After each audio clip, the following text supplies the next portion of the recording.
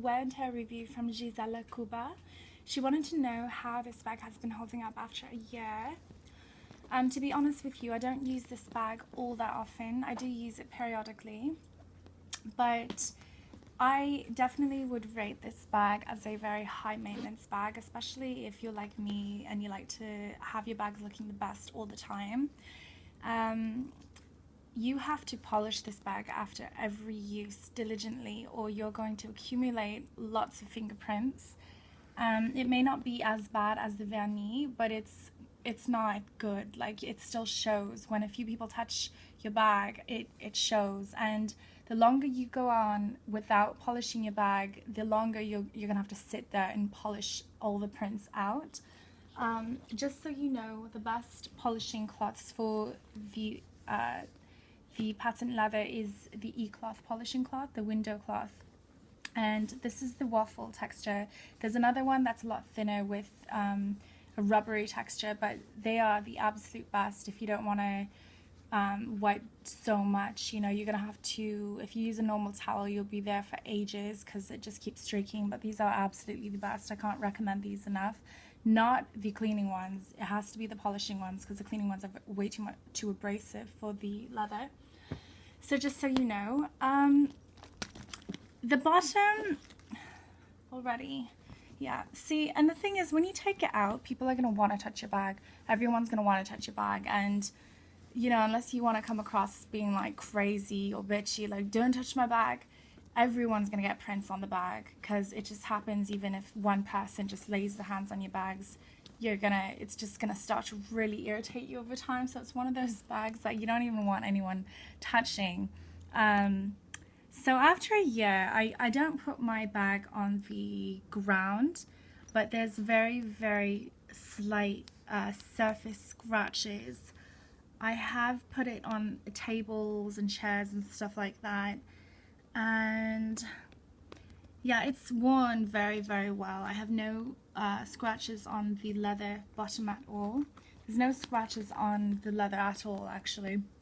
And the palladium hardware is in great condition, but again, just like the bottom, the lock, let me try to focus for you. The lock is prone to light scratches, as you can see, just by hitting the zipper. It just happens. And yeah, I keep my keys in there. Beautiful bag, I really do love it, but it is, I won't lie, it's a high maintenance bag, unless you don't mind the grimy fingerprints. And you know, black, it shows up, it always shows up. So, you know, I did wear this a few times without polishing it, and the prints did accumulate, and I spent a good 20-25 minutes just polishing the leather, all the prints off, because the longer you leave prints on the bag, the oil just sets in. So you got to really, really maintain this bag, so it's always looking its best. Keep this bag stuffed to maintain the structure, but the bag that looks like this inside, let's see, it's microfiber. It's a very dark charcoal, almost black. Beautiful.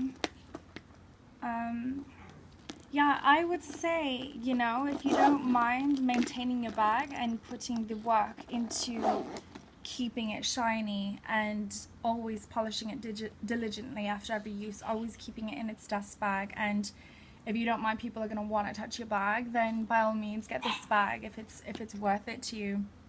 But I find myself not carrying it that often because of that sometimes.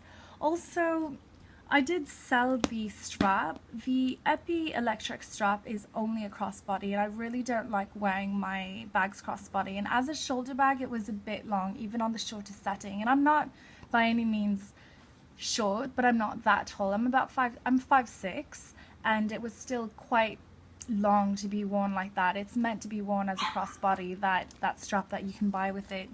And unfortunately, you cannot buy that shorter strap that comes with the EPI electric brayer. which is crazy. They should really allow you to buy that strap because it would be perfect with this bag. So without the strap, it's kind of an awkward shape to use.